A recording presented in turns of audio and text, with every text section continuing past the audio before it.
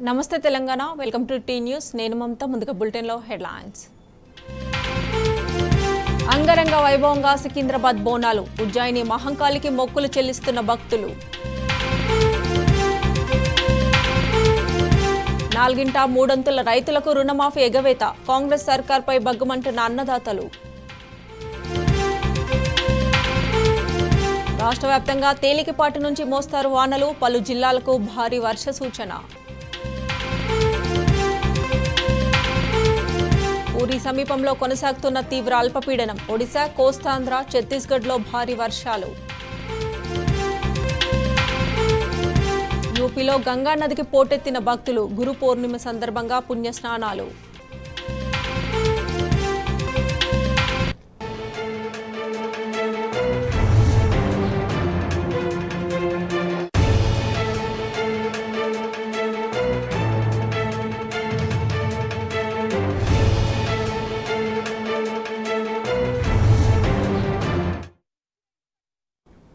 సికింద్రాబాద్ ఉజ్జయిని మహంకాళి అమ్మవారి బోనాలు వైభవంగా కొనసాగుతున్నాయి.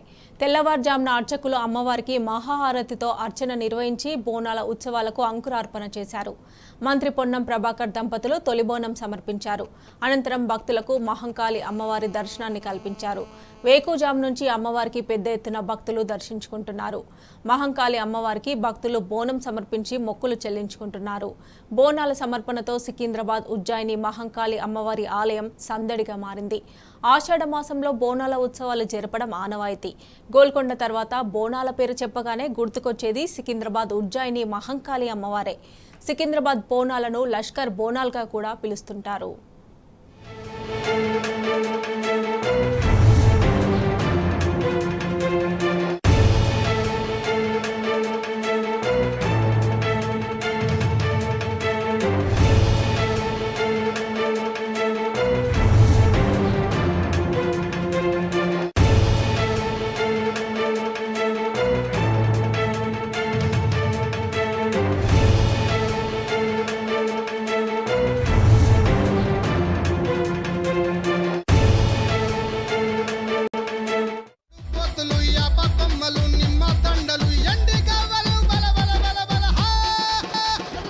రావే బల బల బల రావే రావే పెద్దమ్మ నిన్ను రాజులు మెచ్చిర చేజమ్మ మహిమలు గల్లా రుద్రమ్మ మము తల్లగా చూసే ఎల్లమ్మ రావే రావే పెద్దమ్మ నిన్ను రాజులు మెచ్చిర చేజమ్మ మహిమలు గల్లా రుద్రమ్మ మము తల్లగా చూసే ఎల్లమ్మ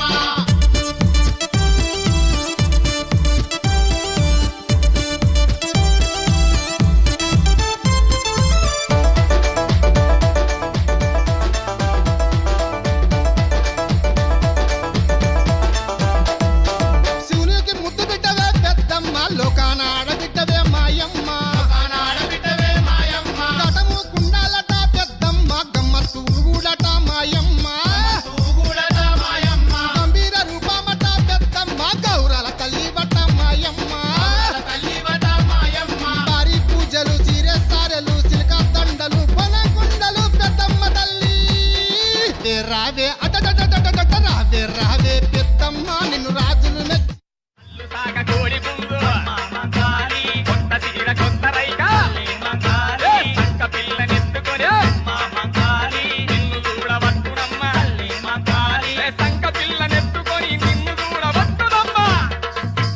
అమ్మ బయలల్లి రాదో నాయన తల్లి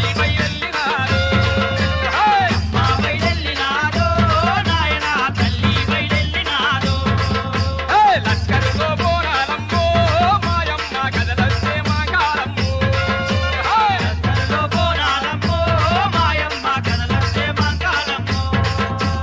అమ్మమ్మో మాయమ్మో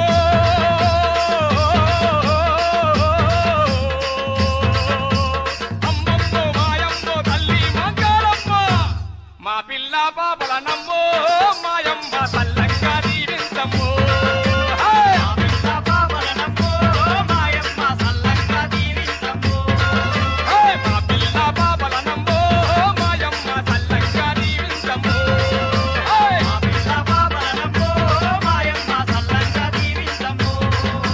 లష్కర్లో పోరాడమ్మో మాయమ్మ కదలస్తే మంగాళమ్మో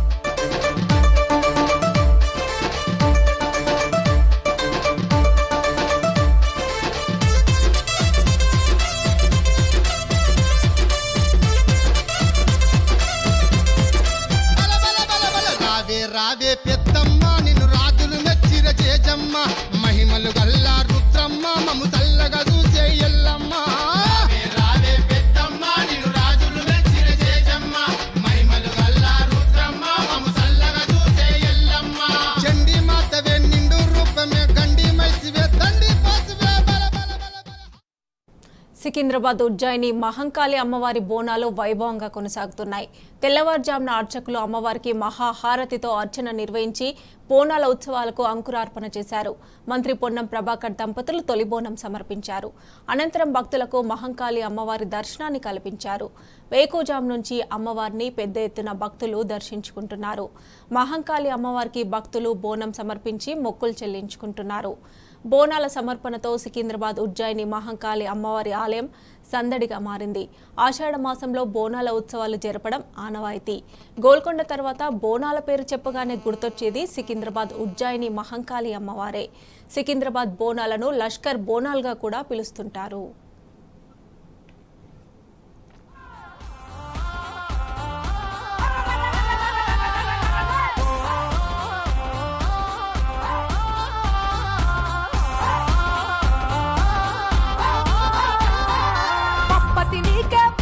తల్లి పగడపు ముప్పు పుడకే గుమగుమలాడే మైసాచి గుగ్గిల పగలేసినమే పసుపు బండారే గడ్డం పుండ గవ్వల దర్శన చేసేమే శక్తివి నీవేలే భక్తితో ముగ్గుల పట్నారేసేమే ఐతారం పొద్దు అమ్మకు నిండుగా మొక్కులు ఇయాలే ఎల్లమ్మకు పొట్టులు పట్టి పన్ను దండం పెట్టాలే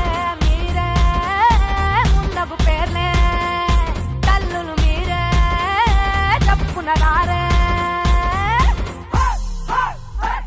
తన తప్పు దరువులు ఏ గాలి గొప్పల్లో కళ్ళార మొయ్యాలి గుబగుబ శంకులే ఊదాలి కామ్యాక పిల్ల జడిదీయాలి కామ్యాక పిల్ల జడిదీయాలి పోషమ్మ మైసమ్మ పోలే. బల్కంపేట ఎల్లమ్మ గుడి వద్ద అధికారులు అత్యుత్సాహం ప్రదర్శించారు.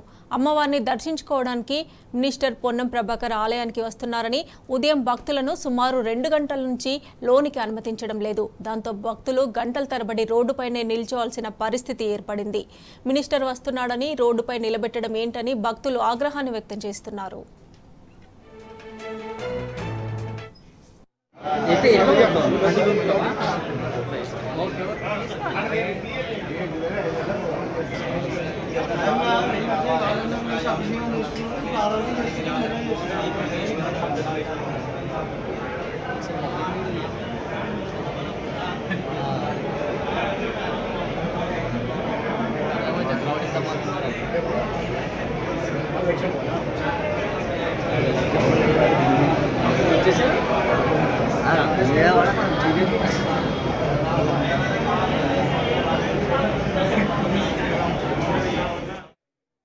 రాష్ట్రాన్ని ముసురువాన ముంచెత్తింది. అల్పపీడనం వాయుగుండంగా మారడంతో విస్తారంగా వానలు కురిశాయి. పలు జిల్లాల్లో మోస్తరు నుంచి భారీ వర్షాలు కురుస్తున్నాయి.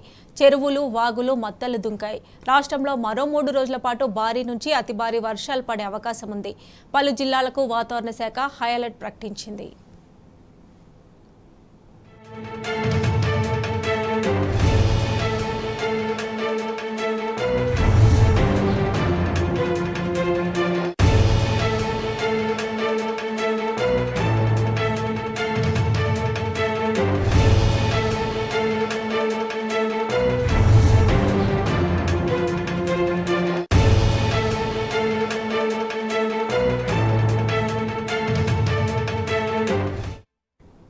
పార్లమెంటు వర్షాకాల సమావేశాలు రేపటి నుంచి ప్రారంభం కానున్నాయి. పార్లమెంటు సమావేశాల ప్రారంభం నేపథ్యంలో ఇవాళ అఖిలపక్ష సమావేశం జరగనుంది. ఉభయ సభలు సజావుగా సాగేందుకు సహకరించాలని ఈ అఖిలపక్ష సమావేశంలో కేంద్ర ప్రభుత్వం అన్ని రాజకీయ పార్టీలను కోరనుంది. కేంద్ర ఆర్థిక మంత్రి నిర్మలా సీతారామన్ 23న 2024-25 ఆర్థిక సంవత్సర పూర్తి స్థాయి బడ్జెట్ను ప్రవేశపెడతారు. రేపు ఆర్థిక సర్వేను పార్లమెంటు ముందుకు తీసుకొస్తారు. 90 ఏళ్ల నాటి ఎయిర్ క్రాఫ్ట్ చట్టం స్థానంలో భారతీయ వాయుయాన్ విధేయక్ 2024 బిల్లుతో సహా మొత్తం 6 బిల్లులను ప్రవేశపెట్టాలనే యోచనలో కేంద్రం ఉన్నట్లు తెలుస్తోంది. పార్లమెంటు సమావేశాల్లో నీట్ లీకేజీ వ్యవహారం, రైల్వే భద్రత తదితర అంశాలపై ఎన్డీఏ ప్రభుత్వాన్ని ప్రశ్నించేందుకు విపక్షాలు సిద్ధమయ్యాయి.